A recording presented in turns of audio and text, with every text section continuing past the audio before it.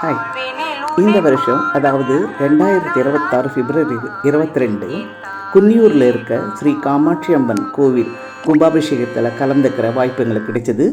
இது திருவாரூர் மாவட்டம் மன்னார்குடி வட்டத்தில் இந்த கிராமம் இருக்குது. சரக்கொன்றை நிறைஞ்ச இந்த கொன்றையூர் தான் காலப்போக்கில் மருவி குன்னியூர் ஆயிருக்கு. இந்த ஊருக்கு போக மன்னார்குடியிலிருந்து திருத்துறைப்பூண்டிக்கு போகிற சாலையில் 10 கிலோமீட்டர் தூரத்தில் கம்பங்குடி அப்படிங்கிற ஒரு ஊர் வரும். அங்கே உட்புறத்தில் ஒரு சாலை பிரியும். அந்த சாலையில் சிறிது தூரம் போனாலே இந்த குன்னியூர் வரும்.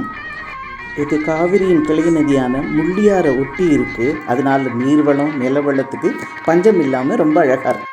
நாங்கள் இந்த கோவிலுக்கு வந்த காரணம் காமாட்சி அம்மன் மட்டும் இல்லைங்க, RCS அப்படின்னு எல்லோராலும் அன்பாக அழைக்கப்படும் R. சந்திரசேகர் என் பெற்றோரின் கடைசி மாப்பிள்ளை, என் தங்கை ஜெயந்தியின் கணவர்.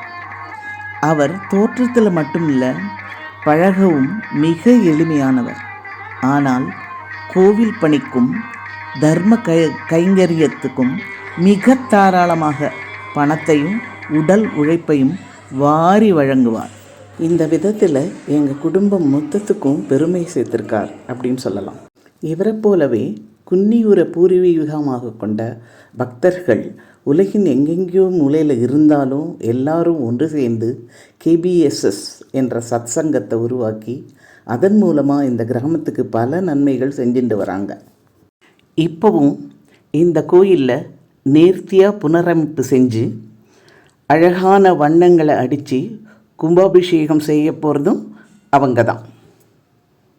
கோயிலில் பல விக்கிரகங்கள் நிறுவப்பட்டிருக்கு.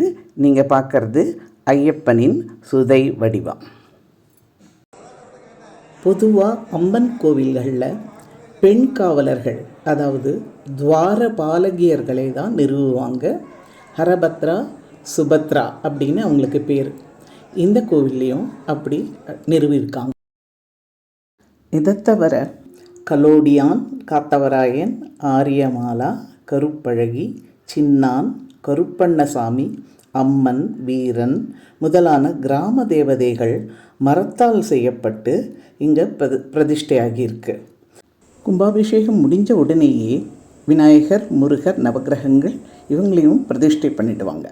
இதோ இங்குள்ள பலருக்கு குலதெய்வமாக விளங்குற காமாட்சி அம்மன் வயலில் விழுத போது இவங்க சுயம்புவாக கிடைச்சிருக்காங்க.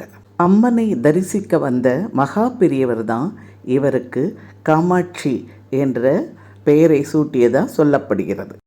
கும்பாபிஷேகத்திற்கு முன் செய்ய வேண்டிய பாலாலயம், வாஸ்து சாந்தி, கணபதி பூஜை, வருண பூஜை, அனுஜை, யாகசாலை பூஜைகள், கலசஸ்தாபனம் போன்ற பல ஹோமங்கள் நடைபெற்று இருக்கின்றன.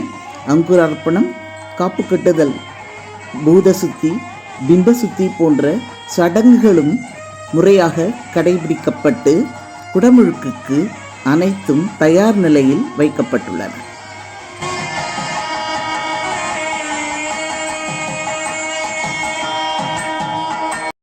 ஊர் மக்கள் அம்மனுக்கு சீர்கொண்டு வரும் காட்சி இது.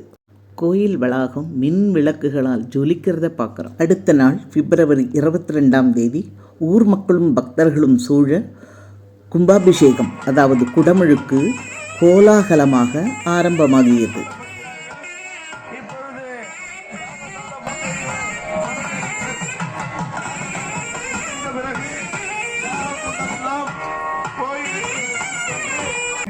சிறப்பான பூஜை முறைகளுடன் கடம் புறப்பாடு நடந்து கும்பாபிஷேகம், அதாவது குடமுழுக்கு நடைபெற்றது.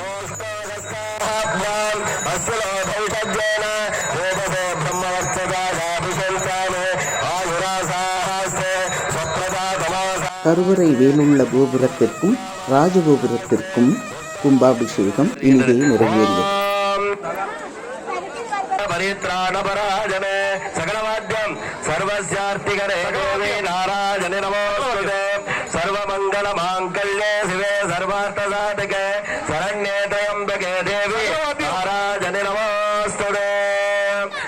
இந்த கால இளைஞர்களுக்கு பக்தி இல்லை ரொம்ப கம்மி அப்படின்னு சொல்கிறத பொய்யாக்குகிறது இந்த ஃப்ளெக்ஸ் போர்டு.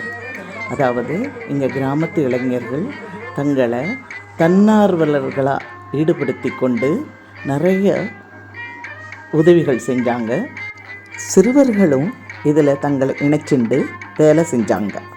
கும்பாபிஷேகம் முடிஞ்சவுடன் வந்த பக்தர்கள் அனைவருக்கும் அன்னதானம் வழங்கப்பட்டது. மாலை கலை நிகழ்ச்சிகள் நடைபெற்றது. அதில் சிறுவர்கள் சிலம்பம் சுற்றி அனைவரையும் ஆச்சரியத்தில் ஆழ்த்தினாங்க.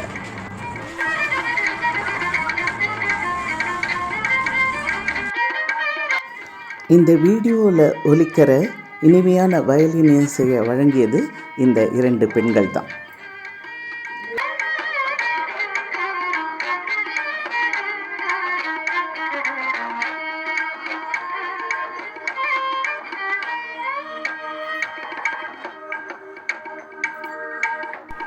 மன நிறைவோடு உங்களிடமிருந்து விடைபெறுகிறோம்.